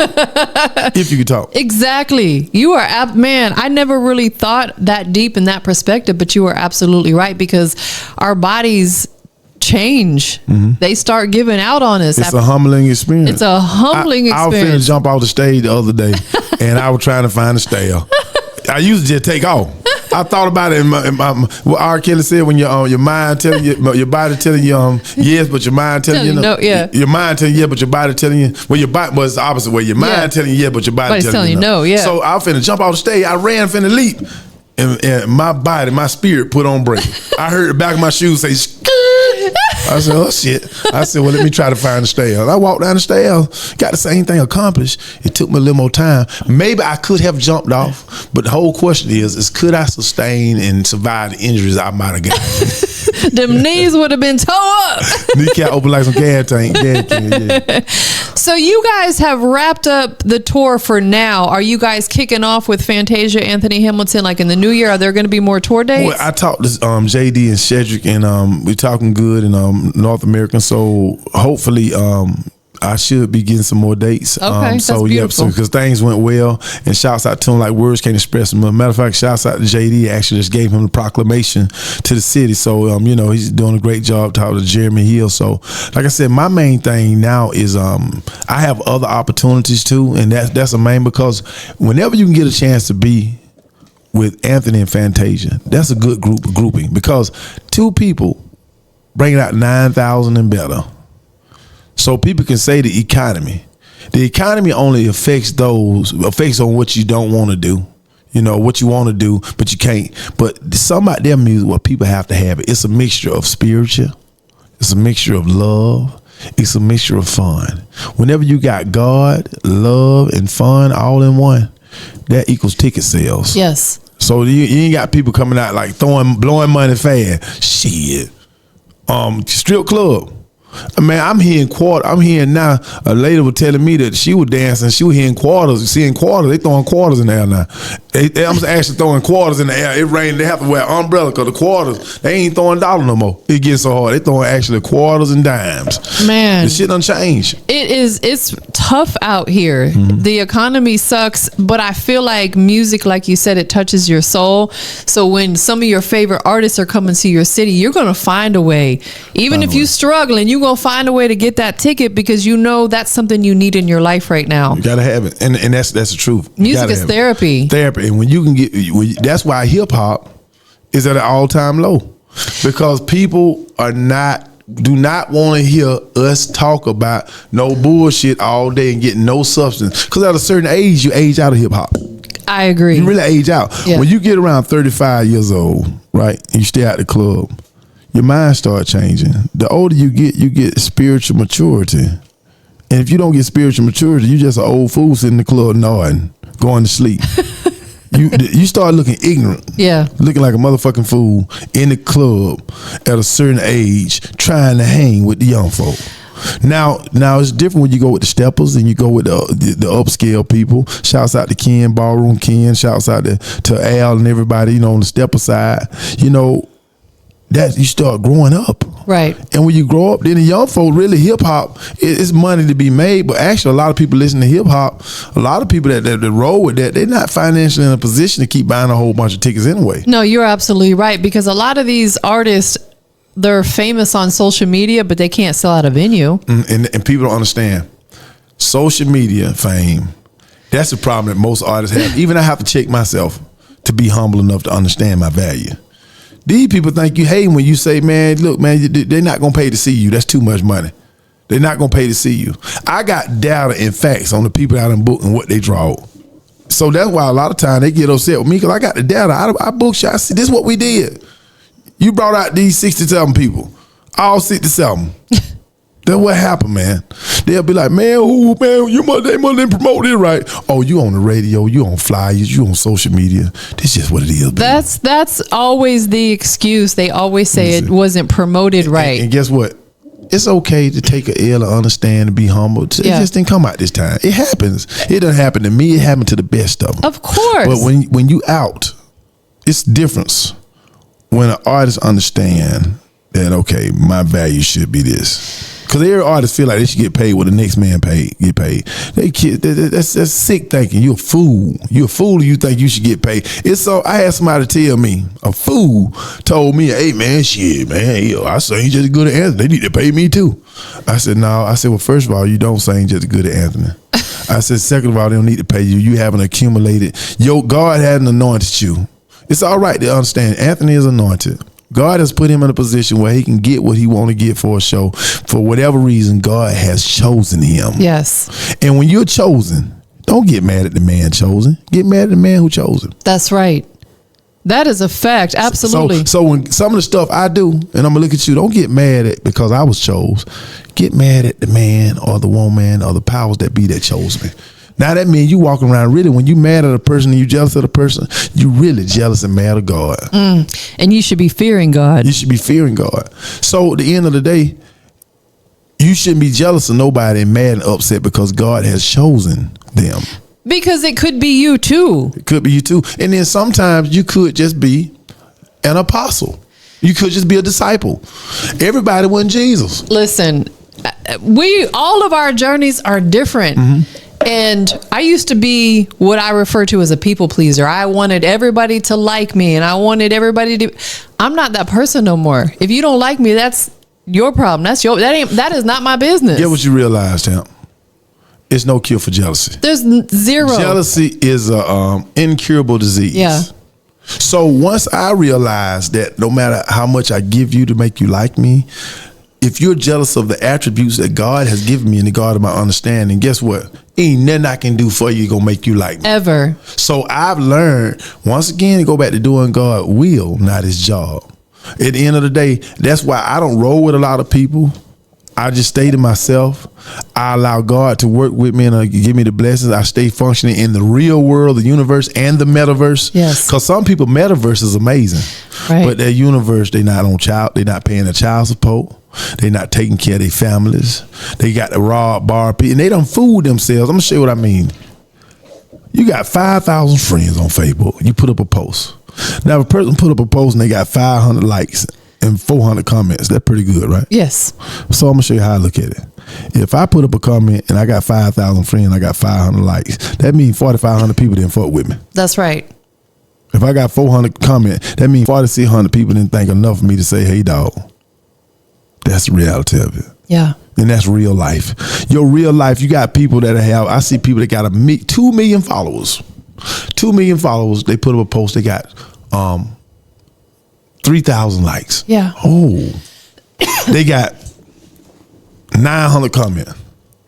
That means if you got 3,000 likes, 997,000 motherfuckers didn't like you.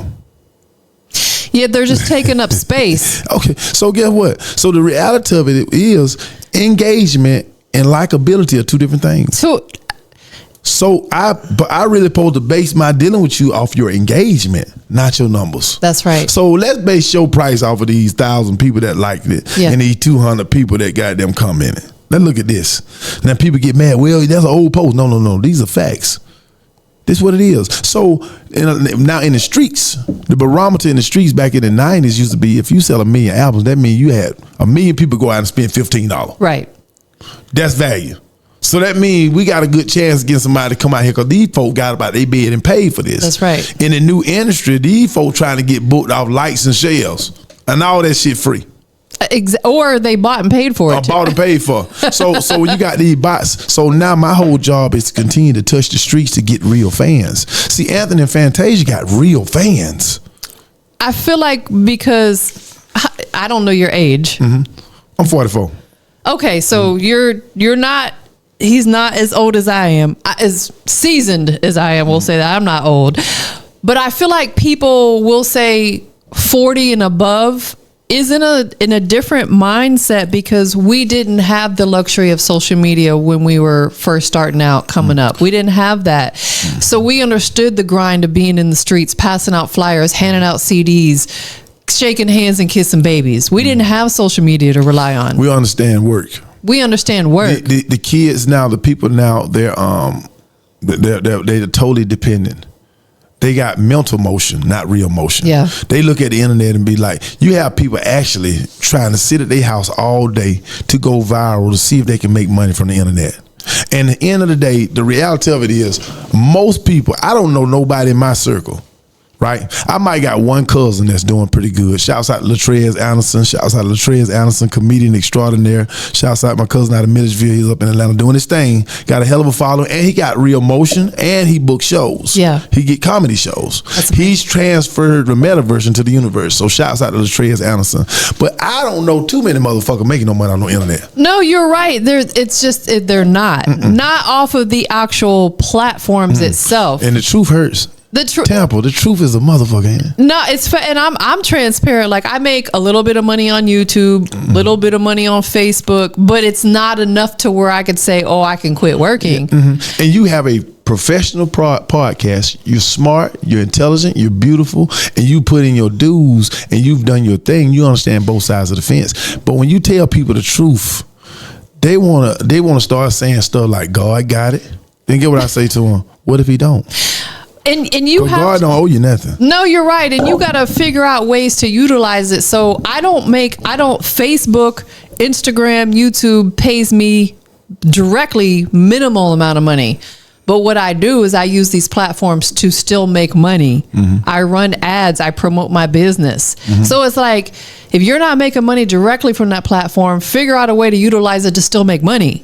You know what I'm saying? Like, 100% correct. So now where I'm at in my life is the reality of the grind is still here, making music that's effective spiritually, that people will like, and doing what I love to do and not what they making me do.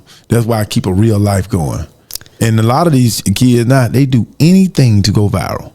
They'll walk up to I pray every day. I say, God, please don't let one of these young motherfuckers walk up to me and act like they're gonna throw a snake on me or act like they're gonna do something disrespectful and I have to blow their brains out in the store.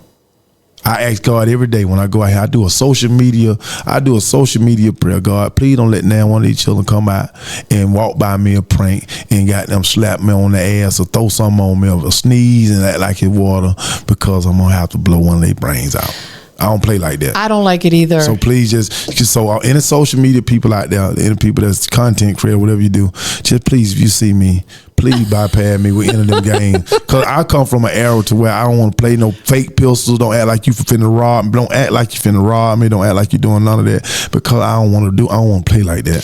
Please, God bless me. Y'all hear me? Say amen, Tampa. Please. Amen. Please, God, hold the period. Look, keep them away from me. Amen. That kind of shit. I'm with you on that, because I always reflect that back to my dad. My dad lives in Florida. He's by himself. Eventually I'm gonna make my way back down there, but I think about him at the store. My dad's well into his 70s, and I'm like, if one of these young'uns came up and tried to pull a prank on him and scared him or what, it would piss me off. I would have to come find somebody. You know what I'm saying? And they think that shit funny. It's not. It's corny. It's no talent. It's no talent. No talent. Playing a prank. It's corny. A prank.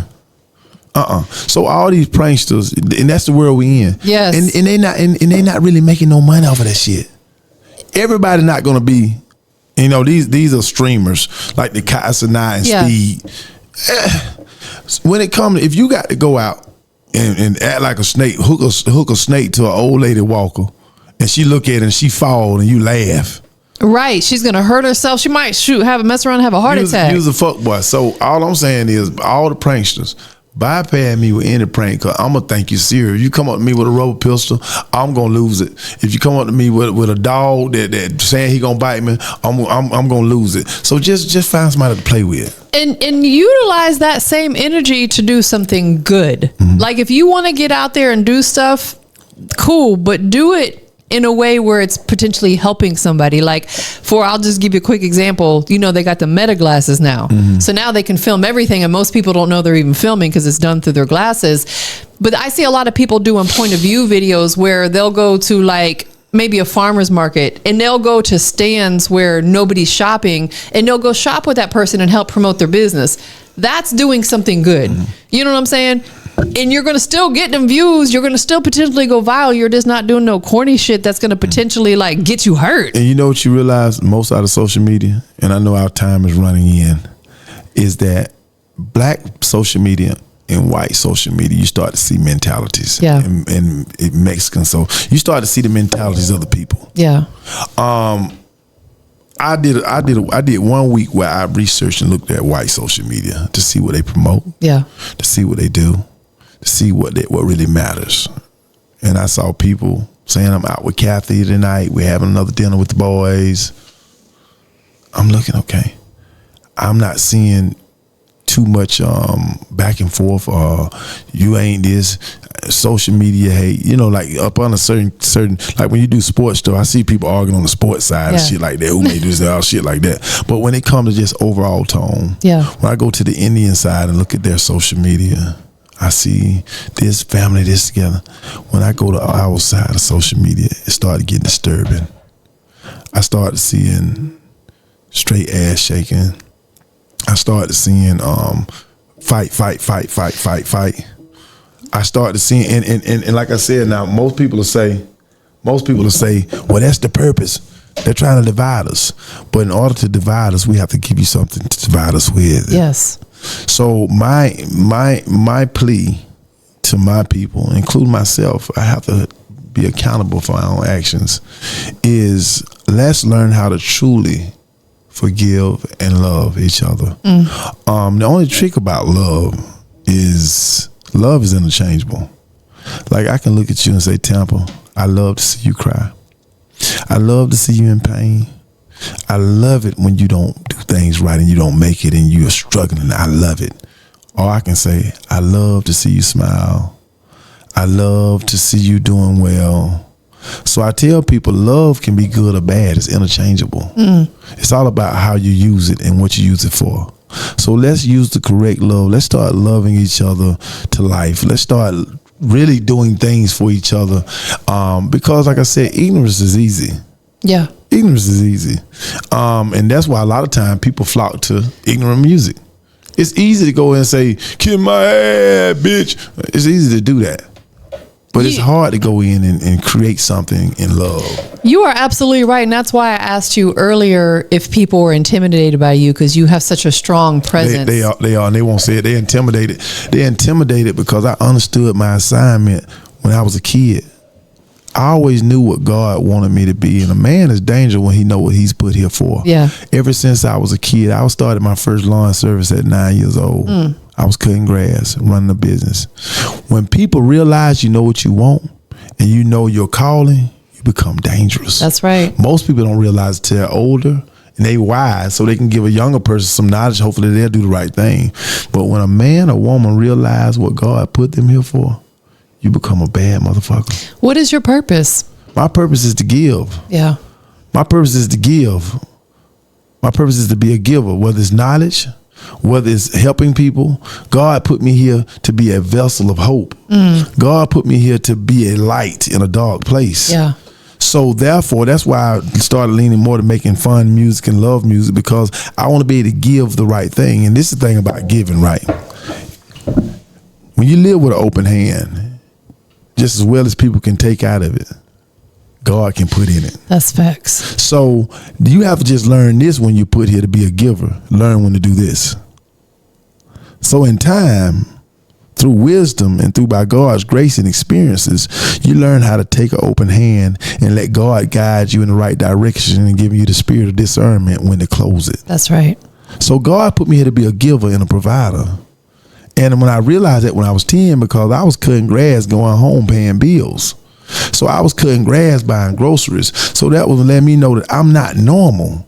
Right. So when God give you that, then you got to think a normal motherfucker around a bunch of a bunch of normal people around somebody abnormal. The person who abnormal, like, they got the problem. Exactly. If you got 1,000 people that are normal, and once again, I always use Jesus as an example because a lot of people are Christian. Jesus was different. Yeah. From the start, people knew he wasn't normal. But when he come around, he look like he out of place. So everybody normal point like, there's something wrong with him. No, y'all just normal. He abnormal. He's anointed. Right. You may have something wrong with you. Same thing when you go to the Bible and look at the parable of Noah and the ark. Everybody walking past Noah like, man, this fool building the ark for what? He's saying there's a storm coming. Y'all, I'm building this ark. They walking past and laughing. They care what he look abnormal. He crazy. He needs some medicine. That motherfucker crazy. All of a sudden a cloud come. Oh shit. Then all of a sudden y'all see a hippopotamus going on the damn boat. You see an elephant walk up there. You look like, man, how you get the giraffe on there? Then all of a sudden the rain start falling. And you like, well, damn. So a person who is abnormal is anointed. An anointed person looks different. Yes. To those that are normal. He looks out of place, right? When somebody say abnormal, I say abnormal don't always mean bad. No, somebody can say he has an abnormal sense of humor. It could be he's very funny or he has some sick humor. Yes. She's abnormally tall. Yeah. Right. Or you can be abnormally short. Right. You can go to the doctor. They can say you have an abnormal lump on your breast. That don't mean it's cancer. It could be benign. Exactly. So my thing is just when you abnormal, when God gave me an anointing, I realized a lot of the people that I went around were just normal and didn't have the same anointing. So I looked out of place. And they'll feel a certain way when I come in the room. Everybody smoking dope and snorting powder, and I'm sitting there chilling. I start like, man, you ain't gonna smoke no powder, man. No, I don't smoke no powder. I can function without it. I can function. Shit, man. Goddamn, man. I'm feeling kind of funny. You feel like you watching me, man. You need to do something, man. You don't do nothing. Some substances you putting in your body. So don't let that's why a lot of people who are beautiful or have certain attributes, they kind of duck down and hang with people that aren't. So just to be normal, I'm gonna hang with these people. I'm gonna hang with y'all. I'm gonna force myself to hang with you guys because I want to feel accepted. Yes. So I never cared about being accepted. I never had that phase.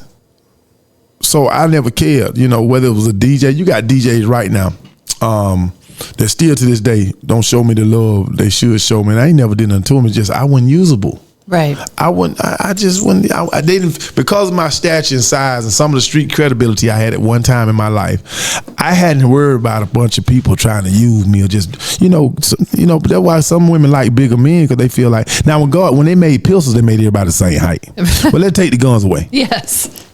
let's take the guns away. And you got a man that's strong, big, and can handle business.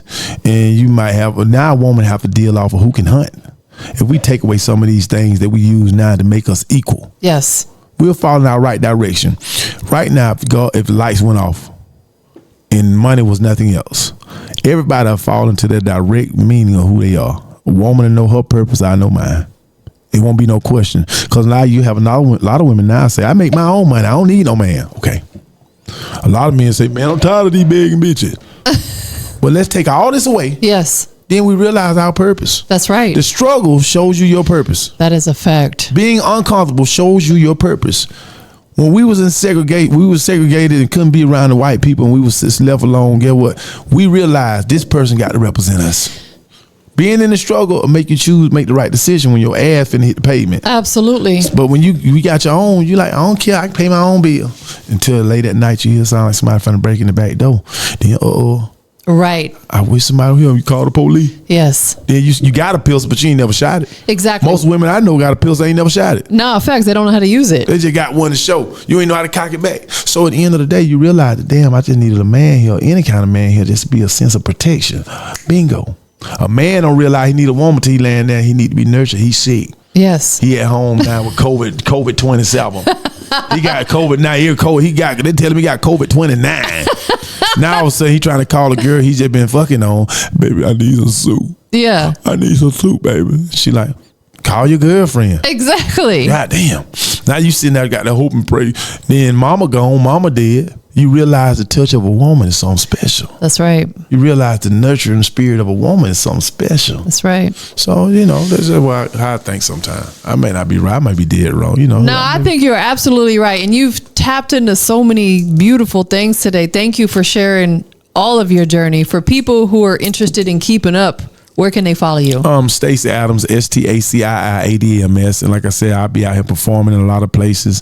Shouts out to Your Way Home Care Services too. It's a company that I pretty much I make songs for. They deal with kids with developmental disabilities. So shouts out to Your Way. I want to hook you up with Mr. Haynes too. Do y'all ever do like health podcasts, talk to people that's in the healthcare? Of course, absolutely. So I want to hook you up with a guy named Quintavious Haynes. He worked with kids with developmental disabilities, Medicaid based program.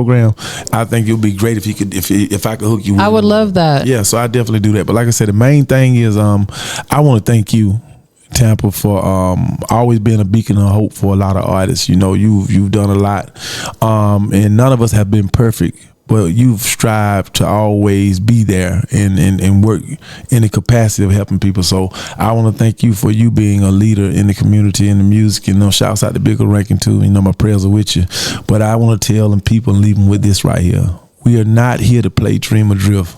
We have hard works to do and heavy loads to lift. Shine out in the struggle, for it is God's gift. Be strong, be strong, be strong. I am Stacii Adams, and I'm the industry most wanted podcast. Love y'all. I appreciate that. Thank you for being here today. Thank you, baby. 100%. We out of here, y'all.